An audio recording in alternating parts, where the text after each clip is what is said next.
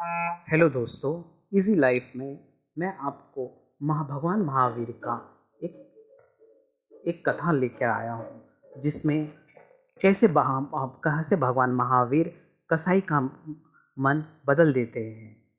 एक बार की बात है, भगवान महावीर का प्रवास मगध में चल रहा था। एक दिन मगध सम्राट श्रेणिक उनके उपदेश सुनने आए। महावीर ने अपने प्रवचन में नरक के दुखों का वर्णन किया और नरकवास टालने के उपाय भी बताए। साथ में यह भी बताया कि अपने ही हुए कर्मों का फल स्वयं ही भोगना पड़ता है, उन्हें कोई बांट नहीं सकता। श्रेणिक ने लौटते समय रास्ते में एक कसाई घर देखा, जहाँ काल सौकरिक नाम का कसाई भैंसों का वध कर रहा था। राजा ने उससे हिंसा त्यागने का आग्रह किया और बदले में मुंह मांगा धन देने का प्रलोभन दिया। कसाई ने स्पष्ट कह दिया, राजन, आपका धन मिलने से मेरी वृत्ति में कोई अंतर नहीं पड़ेगा। मैं अपनी कमाई खाता हूँ और जीव हिंसा ही मेरी कमाई है। इसी से अपने परिवार का पालन पोषण होता है। इस बात पर राजा को गुस्सा आया। उसने सैनिकों से कहकर कसाई को अंधकूप में डलवा दिया। अगले दिन श्रेणिक ने महावीर के पास जाकर कहा, भगवान, कल आपके प्रवचन से प्रभावित होकर मैंने एक कसाई को अंधकूप में डलवा दिया।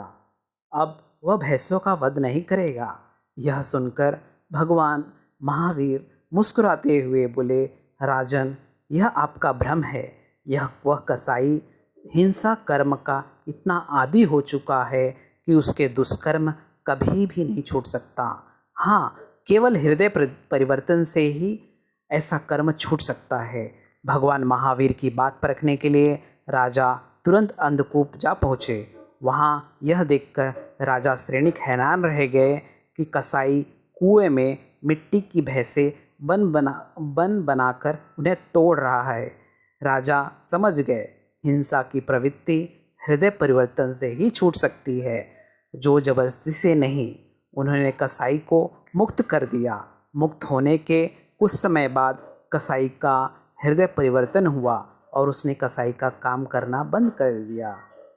तो किस प्रकार भगवान महावीर ने कसाई का मन बदलने के लिए जो उपाय बताया है, जीवन में हमें वह फॉलो करना चाहिए।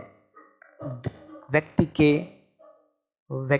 के को दोषी नहीं मानना चाहिए, व्यक्ति के दोष को दोषी माना जाना चाहिए और इसी प्रकार से व्यवहार करना चाहिए ताकि वह अपना हृदय परिवर्तन कर सके। आशा है आपको यह कहानी बहुत पसंद आई होगी और इसको प्लीज़ सब्सक्राइब कीजिए।